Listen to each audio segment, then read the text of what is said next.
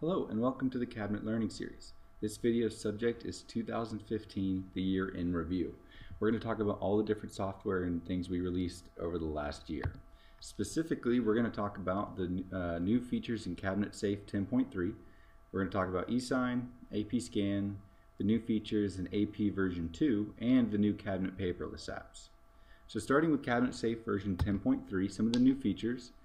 First, we have a new preview, which gives us more flexibility. That means more document types will be able to be seen through Previewer.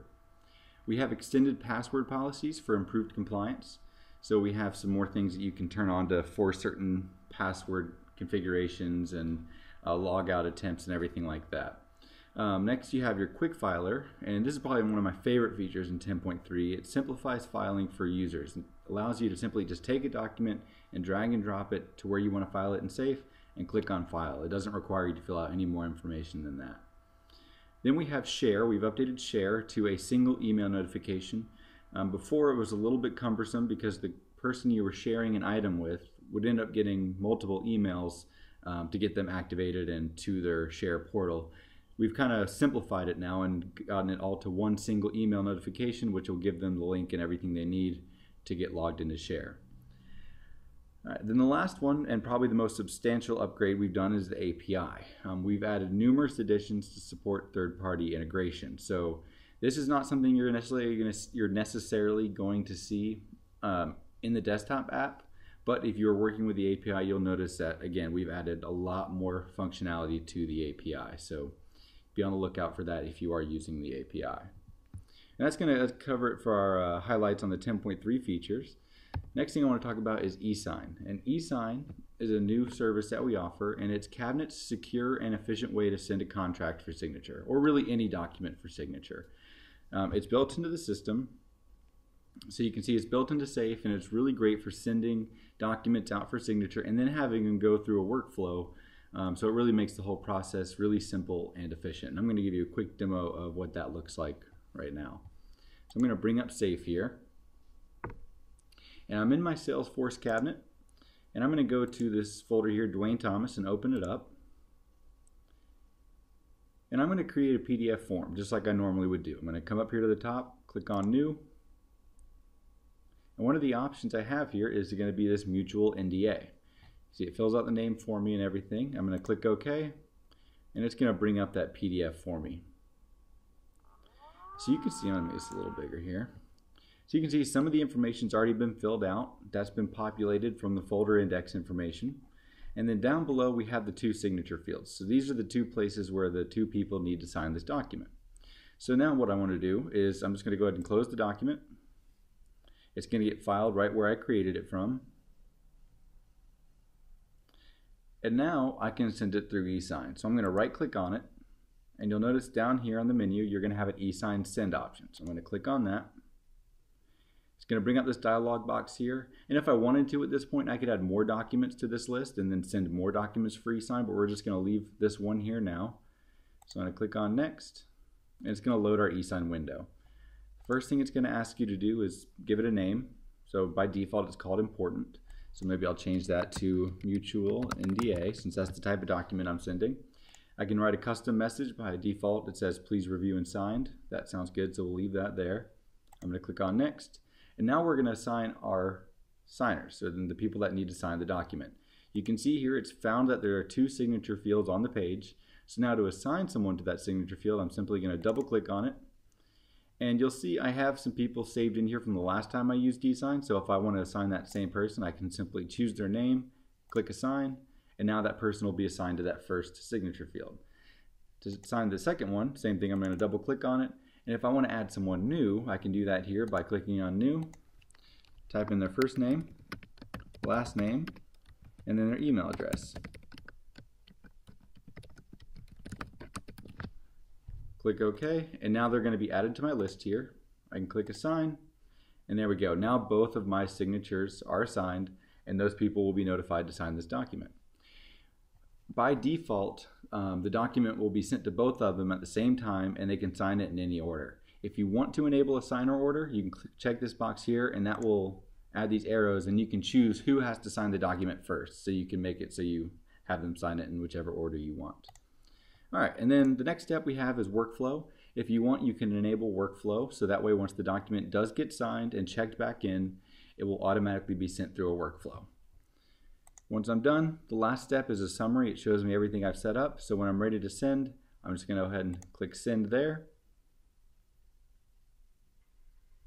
And there we go. So now it's telling me that the package was sent for signature. I'm going to click OK. And there we go. So you'll see that the document has now been checked out. And the next thing that would happen is the people that I've sent for signature are going to get an email that's going to take them to a link and ask them to sign the document. Once they've both signed the document electronically, by the way, the signatures are completely secure and certified signatures, excuse me. But once they sign them, then this document will automatically get checked back in, and you'll notice that once it does, it puts this little eSIGN, it puts the word eSIGN on the end of the document title, and if you look on the image, you would now see that those signature fields had been signed, and you'd see the verified eSIGN stamps for both of the people that signed it. And that's all there is to it.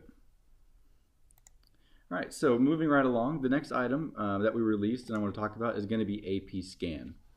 eSIGN is going to be one of our front-end capture devices for our AP module. It allows us to quickly capture a lot of data off of a document. So what I'm going to do is I'm going to open a document and pull in a document that I already have on my computer. There are two different ways you can bring in a document here into eSIGN. You can do what I'm doing now and browse out to your computer and pick a document. Or if you have a scanner directly hooked up to your computer, you can scan directly here into eSIGN as well. But once you bring in a document, the first thing it's going to do is it's going to OCR the entire document and do the best it can to grab as much information as possible. So you can see that right away it's already gotten the vendor name, invoice number, invoice date, and some other information as well. So that's already saved me some time in data entry. And it took me to the first field that I need to fill out, which is this purchase order number here. So to do that, all I need to do is go to the right hand side where we have the preview of the image and just click on the information that I want to grab. So I'm going to come to the purchase order, click on it, and there we go. It's going to take me to the next field that needs to be filled out. Now this next field is a little different. It's actually a calculated field. You can see that by this little calculator icon on the far right of the field, and it's actually calculated on the total of the line items. So I'm going to jump down to the line items and go ahead and work on those first before I jump back to the subtotal. It's already gotten my line item quantity, so that's good. If we look at the item name, it got part of it, but it broke it up and wasn't able to get the full description.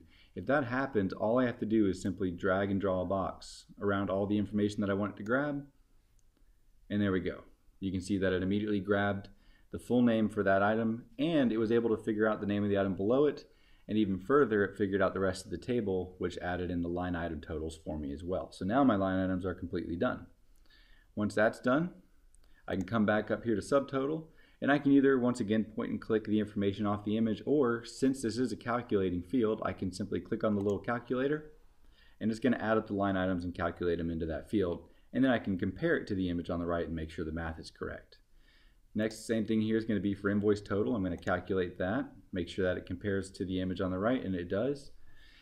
And what we're going to be looking for is over here on the left hand side in this thumbnail, we have this green check mark now. That means that all of the required fields have been filled in and all of the calculations and everything add up. If I were to come in here and make any change to this information, like I'll take the invoice total out, it's going to turn that check mark into a minus sign. That means it's not ready. So either a required field is not filled out or certain calculations don't add up. So it's just a nice way of validating all the data that you're processing through eSIGN here.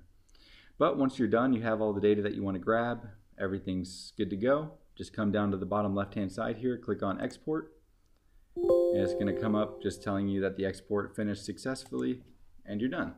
Now that document will be sent to AP for further processing and approval, and that's where we're going to jump to now.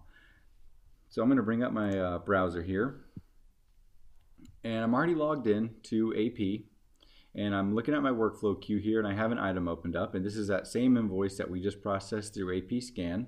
You can see on the left hand side here we have all of this primary information.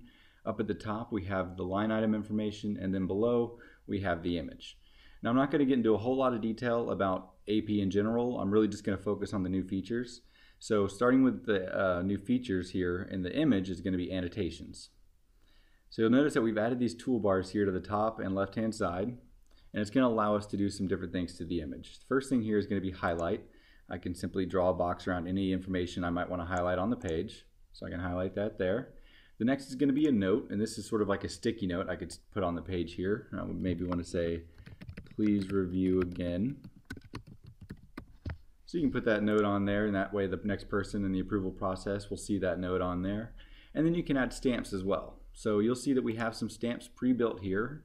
We have an approved stamp, a signed, faxed, all sorts of different things here. And to apply a stamp, you simply select the one you want to use and then draw a box for where you want the stamp to be.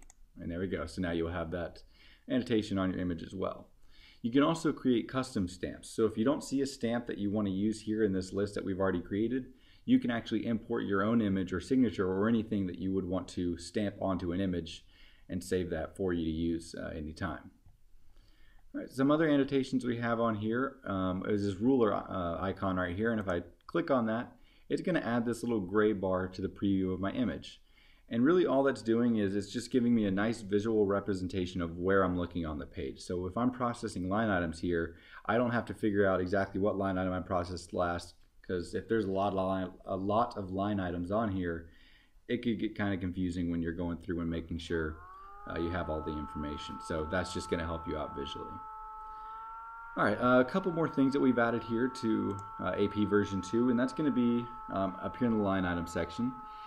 Before, to add a new line item, you'd have to come down here to this add line item button and click on that, which you still can use, but now we've made it so that you don't even have to take your hand off the keyboard.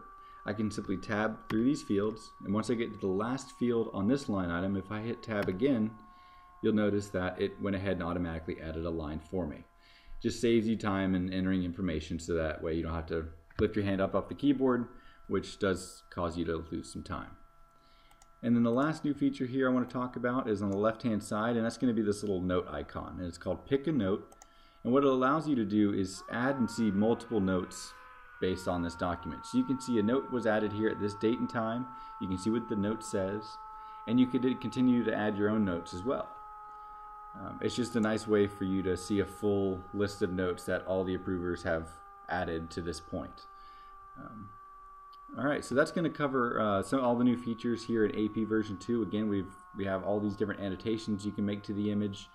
You have an easier way to enter your line item information, and you have some more ability with notes and things like that. All right, now the last thing I want to talk about here is going to be our new cabinet paperless apps. So let me bring up my phone real quick.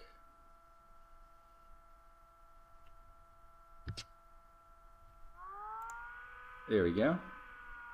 Okay, so we have released a new app for the iPhone and Android. So if you have an iPhone or Android device, you can download this app. If you're on an Android device, I believe you go to the Google Play Store to download apps. I'm not 100% about that. You might want to check on that. But if you're using an iPhone, you'll want to go to this App Store. And that's going to be, I'm going to use the mouse to show you where I'm talking about here. That's this icon right here that looks as an A and has a blue background. I'm going to click on that. And it's going to take me to the App Store. Next thing I'm going to do is come down to the bottom here to where it says search, and I'm going to search for cabinet paperless. There we go. And once I do that search, you're going to see that our app is actually going to be the first one that shows up here. You'll see our icon, so you know that it is our app. And the app is completely free, so you don't have to worry about paying for it or anything like that. All you need to do is click on the Get icon right here. Since I've already downloaded it, I have this little cloud icon here, so all I have to do is click on the cloud, and it's going to go ahead and start downloading that information for me. And then once the app is finished downloading, it's ready to go, I can click on Open. Now once I open the app, the first thing it's going to take me to is a welcome screen. It's going to say, "Welcome to Cabinet Mobile, let's get started." So I'm going to click OK. And then it's going to ask me to enter some information about myself. It's going to ask me first to enter what kind of safe user I am, so whether I'm a safe cloud user, a safe installed user, or if you're not a safe user yet, you choose the third option. You could say contact me about becoming a cabinet user. And then you'll fill out the rest of the information below and hit submit. Once you hit submit, that information is going to go to our support team. They're going to get you registered and send you some information back. Once they send you that information back, you're going to hit the enter connection settings button, which is down here at the bottom. It's going to ask you to fill out two fields here, the server URL up here at the top, and then your customer code. Now, if you're locally installed, you'll need to get this information from either your IT team or your cabinet representative. They'll be able to help you figure out what your URL is. However, if you're on the cloud, all you need to do for your cloud for your URL is type in the word cloud. So there we go. And then you'll type in your customer code. So I'm going to type in a customer code here. And then once you have that information, just go ahead and click on where it says connect over here on the right hand side, and it's going to log me in. It's going to take me here to the login screen. So now I'm just going to enter my username and password, just like I would if I was logging into Safe on the desktop client. I can choose to save my password if I want to by choosing that little slide there. And then I'm just going to click on login, and it's going to log me into the system.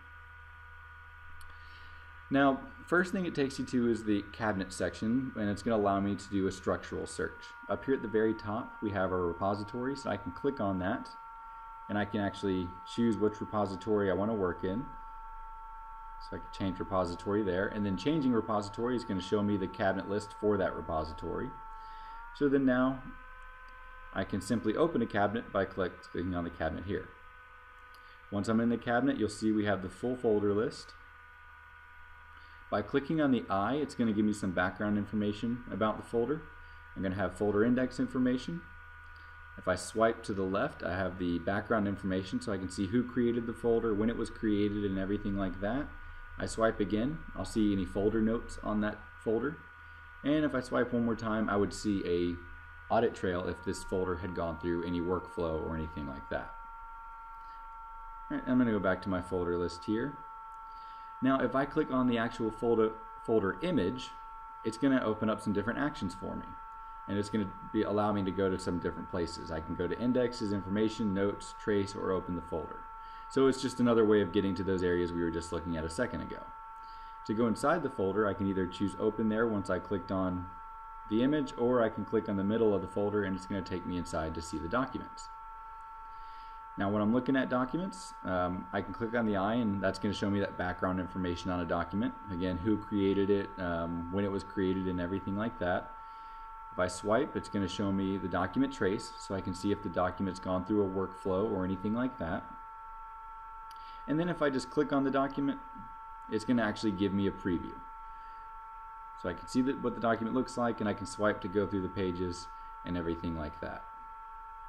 Now, another thing I want to mention is that each level in this structural search, you'll notice that you have this little setting icon up here at the top. And that's going to change based on where you are in the system. So when I'm looking at the folder list here, if I click on that, it's going to allow me to choose how I want to sort my folders, what I want my reference column to be, how many how many items I want to see in one page, and everything like that. If I were to go into a folder once again and choose that setting wheel once more, it's going to then allow me to choose what tab I want to look inside that folder, how many documents I want to return each page, and the sort direction and everything like that. And even further, if I go into the preview of the document and hit that setting wheel again, it's going to allow me to choose how I want to preview the document, whether I want to do black and white, original, grayscale, or color, the size of the document display, and whether or not I want to show a preview banner. So you can make those changes depending on how you want to see your documents. All right, the next thing, we've been looking in the cabinet section this whole time, and so I'm going to move to another section of the app. And to do that, I'm going to go up to the right-hand corner here where we have these three little lines. We call that a hamburger menu. And I'm going to click on that, and it's going to open up our menu here. So like I mentioned, this whole time we've been in this cabinet section. And the next section I want to talk about is going to be right below, and that's search. Search is going to allow me to do an entire system-wide search or a full search inside an entire cabinet or anything like that. To choose what I want to search on, I'm going to click on that setting wheel up at the top again, and you'll see here I can choose whether or not I want to do a folder index search, a document title search, or a document text search, which is just a full text search. By default, it's going to search the entire system. If you want to search a specific cabinet, you're going to enter into this field right here the name of the cabinet that you want to search in. And then you can also limit your results to a certain number as well. And that's going to be the search area. So back to the menu here. The next item we have is options. And there's just a few things here. You can choose how you want the app to start up and whether or not you want to load the last viewed page. And then we have About. And there's a couple things I want to mention here for About. You're going to see all of your device and app information here under About. But also, if you ever have any questions or have any problems with the app, you can simply click on this email support button down here in the bottom left. And it's going to go ahead and open up an email for you right away and allow you to send an email to our help desk with whatever problem you're having. Also, if you go to the Help button to the right-hand side, it'll take you directly to the documentation for the app as well. So it's going to give you a nice guide that shows you what all the different features are and what all the different buttons do and everything like that inside the app. So it's a nice quick reference if you need to figure out how to do something again. All right. With that, that's going to wrap up our learning series here on our 2015 review. We've talked about the new features in Cabinet Safe 10.3, talked about eSIGN, AP Scan, the new features in AP version 2, and the new cabinet paperless apps for the iPhone and Android. If you'd like some more information or have any questions, feel free to visit us at cabinetpaperless.com, shoot us an email at info@cabinetpaperless.com, or actually make this change here. Send an email to gfleming@cabinetpaperless.com, or give us a call at 800-621-6501. As always, we appreciate you guys taking the time to watch these videos, and I hope you have a great rest of your day.